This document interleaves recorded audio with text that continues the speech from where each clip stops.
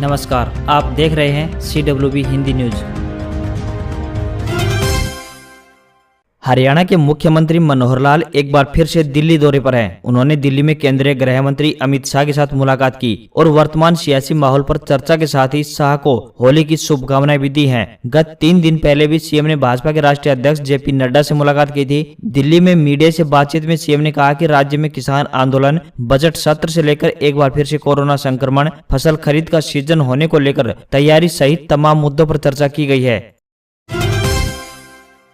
भारत के परमाणु खनिज निदेशालय राजस्थान के करीब 15 व हरियाणा के 2 जिलों में यूरेनियम को तलाशने की संभावना में लगा है। AMD हैदराबाद परमाणु ऊर्जा विभाग की वह इकाई है जो देश में परमाणु खनिज संस्थानों की खोज करने का काम पिछले 6 दशक से कर रही है, जिसका स्वदेशी परमाणु कार्यक्रम में अहम योगदान है। राजस्थान में 15 जिलों में आने वाले नाथ द्वारा, राजसमंद, सादरी, सोजत, ब्यावर, बिलाडा, पिसांगन, मेड़ता सिटी, मकराना, कुचामन, डिडवाना, रामगढ़, सिक्कर, खंडेला, उदयपुरवाटी, नीमका थाना, नवलगढ़, खेती, झुंझुनू, चिड़ावा व पिलानी क्षेत्र हैं। यहाँ 6 माह के लिए हेलीबोर्न जियोलॉजिकल सर्वे करने का प्रस्ताव दिया गया है। राजस्थान के अलावा हरियाणा के भी 2 जिला, महेंद्रगढ़ का नारनौल और भिवानी जिला का लोहारू एरिया को इस सर्वे में शामिल किया गया है। इसके लिए कई दिनों से नारनौल क्षेत्र में हेलीकॉप्टर मशीनों के साथ राउंड लिया जा रहा है। हेलीकॉप्टर दिन में 2 बार इलाके में राउंड लगा रहा है।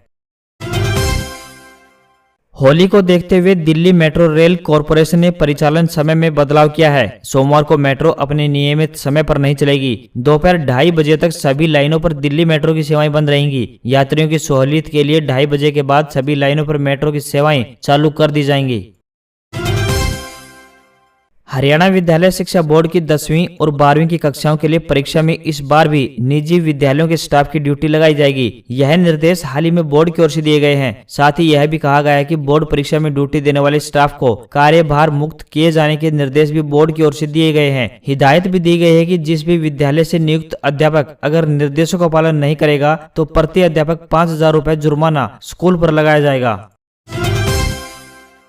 हरियाणा विद्यालय शिक्षा बोर्ड के अध्यक्ष प्रोफेसर डॉक्टर जगवीर सिंह एवं सचिव राजीव प्रसाद ने संयुक्त रूप से बताया कि सेकेंडरी एवं सीनियर सेकेंडरी यानी शैक्षिक परीक्षा अप्रैल 2021 के नियमित परीक्षार्थियों की सभी विषयों की प्रायोगिक परीक्षाएं 5 अप्रैल से 10 अप्रैल 2021 तक संबंधित विद्यालयों में संचालित करवाई जाएंगी। उन्होंने बताया कि केवल सीनियर सेकेंडरी परीक्षा के भौतिक विज्ञान, रसायन विज्ञान व जीव विज्ञान विषयों की प्रायोगिक परीक्षा बोर्ड द्वारा नियुक्त बाह्य परीक्षक द्वारा संपन्न करवाई जानी है तथा शेष सभी विषयों की प्रायोगिक परीक्षा उन्हीं विद्यालयों में नियुक्त अध्यापकों या प्राध्यापकों द्वारा ली जाएगी जो उस विषय को विद्यालय में पढ़ा रहे हैं।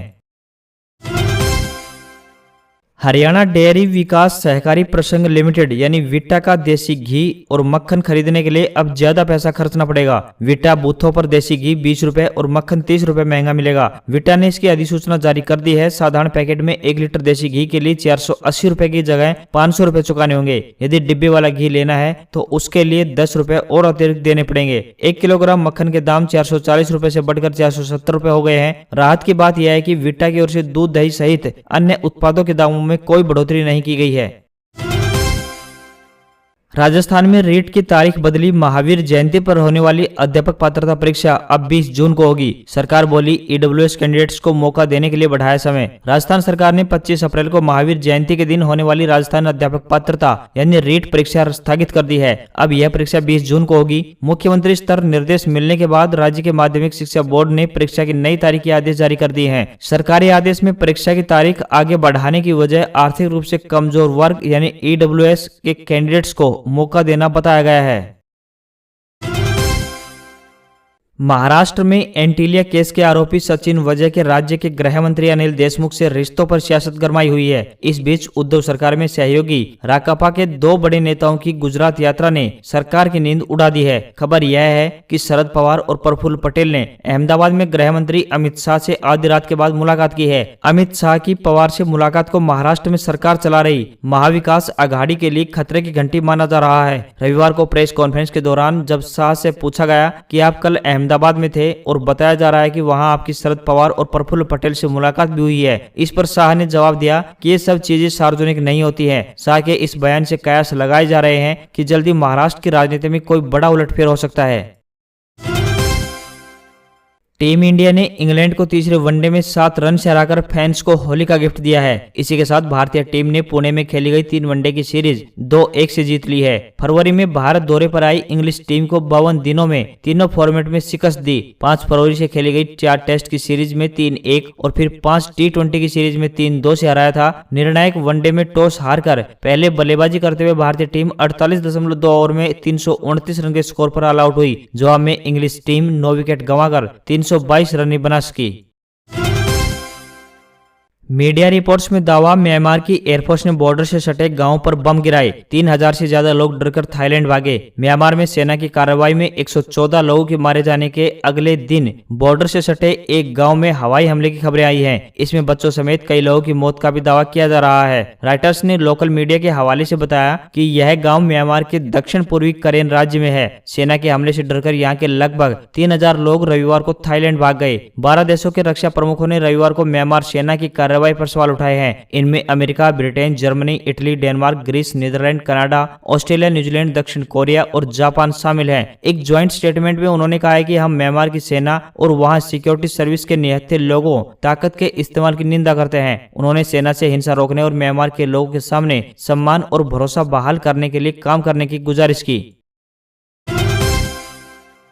कोरोना दुनिया में, जर्मनी में हालात खराब, फिर से 14 दिन के सख्त लॉकडाउन की तैयारी। ब्राजील में लगातार दूसरे दिन 3000 से ज्यादा मौतें। जर्मनी में कोविड-19 से हालात खराब होते जा रहे हैं। यहाँ फिर से 14 दिन के सख्त लॉकडाउन लगाने की तैयारी शुरू हो चुकी है। इस बीच जर्मनी चांसलर एंजेला मर्केल के चीफ ऑफ स्टाफ ने भी देश में कोरोना के हालात को लेकर चिंता जताई है। ब्राजील में हालात दिन ब दिन बिगड़ते जा रहे हैं। यहाँ बीते दिन कोरोना के 83,039 मामले सामने आए हैं। इस दौरान 3,368 की मौत भी हुई है। यह लगातार दूसरा दिन है जब यहां 3000 से ज्यादा लोगों की जान गई है। इससे पहले शनिवार को 3600 लोगों ने कोरोना की वजह से जान गंवाई थी। ब्राजील दुनिया का दूसरा सबसे संक्रमित देश है। अमेरिका पहला और भारत तीसरे नंबर पर आता है।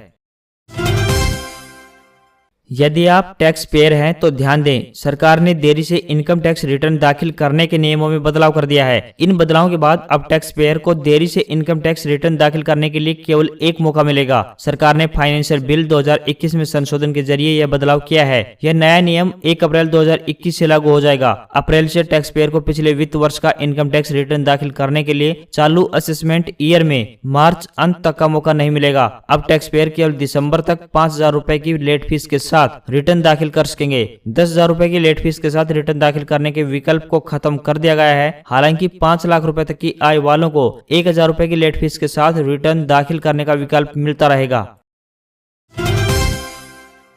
उत्तर प्रदेश बाल विकास सेवा और पुष्टाहार विभाग ने anganwadi worker, mini anganwadi worker और आंगनवाड़ी हेल्पर के 5000 से ज्यादा पदों पर भर्ती के लिए नोटिफिकेशन जारी कर दिया है। इन पदों के लिए योग्य महिला उम्मीदवार ऑनलाइन आवेदन कर सकती हैं। ऑनलाइन आवेदन करने की आखिरी तारीख 16 अप्रैल तय की गई है। इस रिक्रूटमेंट ड्राइव के जरिए उत्तर प्रदेश के 8 जिलों में भर्ती की जाएगी। इन पदों पर आवेदन करने वाली महिलाएं किसी भी मान्यता प्राप्त बोर्ड से हाई स्कूल यानी 10वीं पास होनी चाहिए। वहीं मिनी आंगनवाड़ी वर्कर और आंगनवाड़ी हेल्पर के पदों पर 5वीं पास महिलाएं आवेदन कर सकती हैं। इन पदों के लिए आवेदन करने वाली महिलाओं की न्यूनतम आयु 21 साल और अधिकतम आयु 45 साल तय की गई है।